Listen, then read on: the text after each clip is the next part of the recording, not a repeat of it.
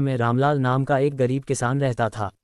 उसका परिवार पीढ़ियों से खेती करता आ रहा था, लेकिन समय के साथ साथ उसकी ज़मीन छोटी होती गई और मुश्किलें बढ़ती गईं। वह दिन रात मेहनत करता, फिर भी उसकी ज़िंदगी संघर्षों से भरी थी। संघर्ष की शुरुआत। रामलाल के पास 2 एकड़ ज़मीन थी, जिसे वह अपने पिता से विरासत में मिला था। यह ज़मीन कभी बहुत उपजाऊ हुआ करती थी, लेकिन जलवायु परिवर्तन, बेमौसम बारिश और ज़मीन की उर्वरता घटने के कारण अब फसल अच्छी नहीं होती थी। एक साल रामलाल ने बहुत उम्मीद के साथ गेहूं की फसल बोई, लेकिन बारिश समय पर नहीं हुई। खेत सूखते चले गए, पौधे मुरझा गए और आखिर में उसकी मेहनत बेकार चली गई। कर्ज चुकाने के लिए उसने साहूकार से और उधार लिया, लेकिन किस्मत ने उसका साथ नहीं दिया। साहूकार का कर्ज और मजबूरी। गांव का साहूकार धनिया लाल बहुत चालाक और निर्दयी था। उसने ऊंचे ब्याज पर रामलाल को कर्ज दिया था। जब फसल खराब हो गई तो साहूकार ने पैसे वापस मांगने शुरू कर दिए। रामलाल के पास देने के लिए कुछ नहीं था, इसलिए साहूकार ने उसकी ज़मीन गिरवी रखने की शर्त रख दी। रामलाल के लिए यह बहुत बड़ी मुसीबत थी।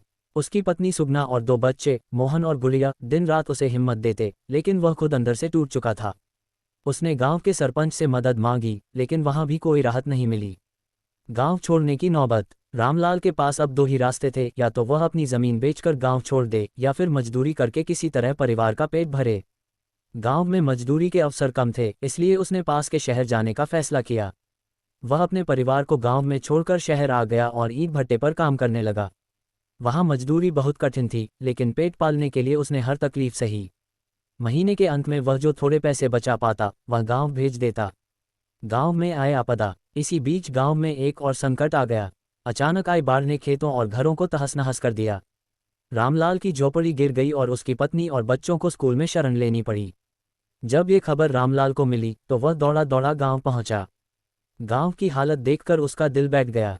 लोगों के पास खाने को कुछ नहीं था, खेत बर्बाद हो चुके थे और घर मिट्टी में मिल गए थे।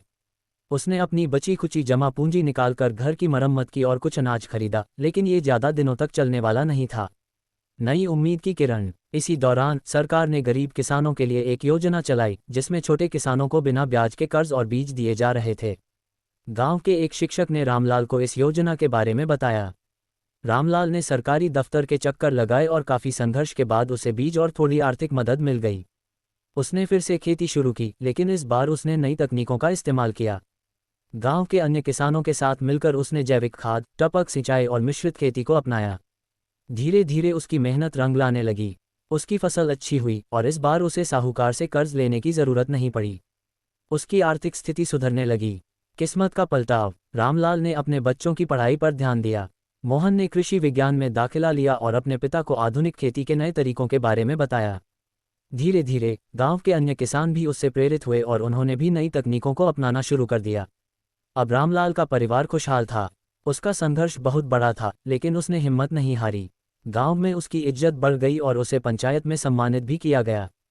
सीख। रामलाल की कहानी यह सिखाती है कि मेहनत, लगन और नई तकनीकों को अपनाने से कोई भी परिस्थिति बदली जा सकती है। गरीब किसान भी सफल हो सकता है, बस उसे सही मार्गदर्शन और अवसर की ज़रूरत होती है।